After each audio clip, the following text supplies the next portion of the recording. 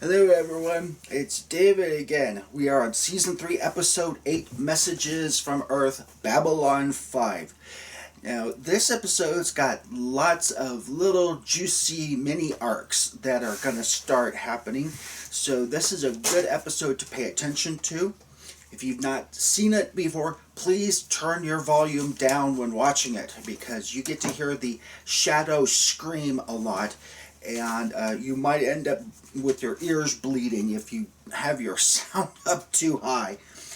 It starts off with one of the biggest controversies in Babylon 5. Ivanova gets bacon and eggs from Marcus. Now, Sheridan has said he hasn't had bacon and eggs in 3 or 4 years, as does Garibaldi. And the question is, how long does it take to get from Earth to Babylon 5? And why is it so hard to get bacon and eggs? Because we find out a little bit later, it's only 4 days, roughly, from Babylon 5 to Earth. Now, I can understand the eggs being a little bit difficult, but you just put it in a nice big bubble wrap, and if it's zero gravity, it just bumps around, and the eggs should be perfectly fine.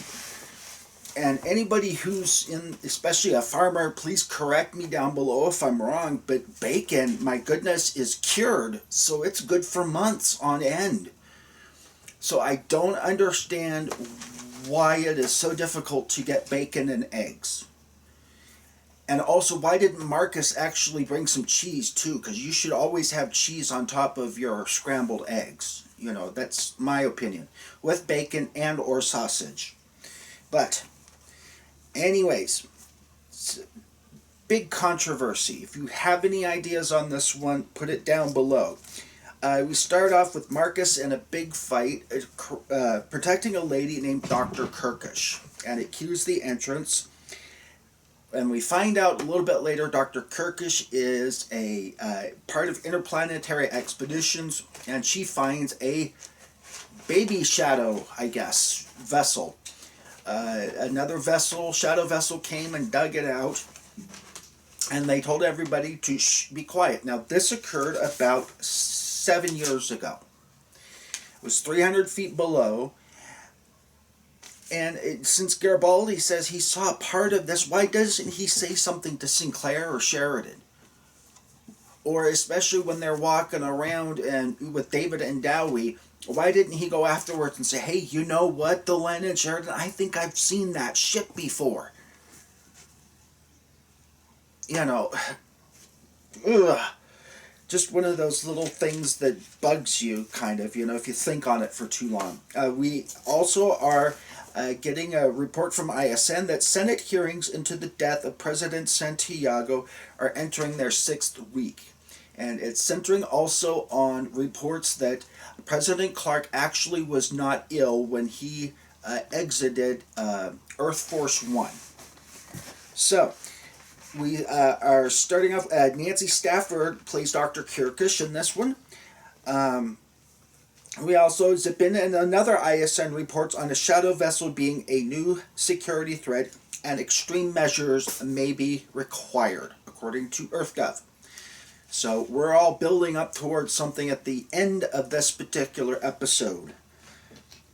Michael Garibaldi visits Jakar in prison, and Jakar is working on what we now call the Book of Jakar. So it doesn't have the coffee stain yet, I don't think. But anyways, Dr. Kirkish relays her experience about finding the shadow vessel and relates that they have found another one on Ganymede and that they're not intending to give it back. EarthGov wants to take the technology and use it for its own nefarious purposes, maybe even against its own citizens. We also zip in, and the gentleman who's heading Night Watch, just some random dude that just popped up in this episode, is having a big meeting in the morning, and that's going to coincide with the news from EarthGov. Let's see here. Oh, I already covered that one. A Night Watch is to start making arrests in the next 2 months, he reveals at the meeting. And the guy is basically saying, what's up with the captain? Why is he missing all of a sudden? I checked his door lock and he was gone for 4 days. So that further confirms my theory. It takes only 4 days to get from Earth to Babylon 5. So why is it so much trouble to get bacon and eggs? It's one of those things. It's like Swedish meatballs, man. This is like number 2 on the list of things that are going to drive me crazy until I have a satisfactory answer of why it is so hard to get bacon and eggs on Babylon 5. Let's see here. It starts out also Sheridan's trying to sleep on a Minbari bed, and we know how that is. I could absolutely not, I have to sleep in my own bed now with pillows and all kinds of good stuff, because when I was a young kid growing up in Alaska, I slept in all kinds of, 30, 40, 50 below zero, hard ground, cold ground, just a little thin pad and a 75 below sleeping bag but now I've got all kinds of arthritis and stuff that's, ties me up in a knot, and I would be in a hospital if I tried to do something like that ever again. We also learn now as Sheridan is zipping off to go to Ganymede to try and save their butts from this shadow vessel, we find out that shadows use living creatures inside its central core.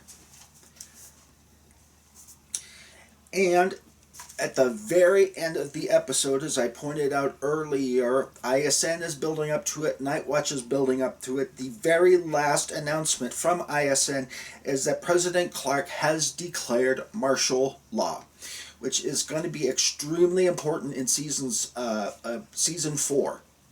Or actually, I should say the second half of 3 and throughout season 4. Earth has basically taken itself out of the Shadow Wars, and it's going to have major repercussions down the road. But for now, we have to settle this issue of bacon and eggs. If you have any ideas, please put it down below.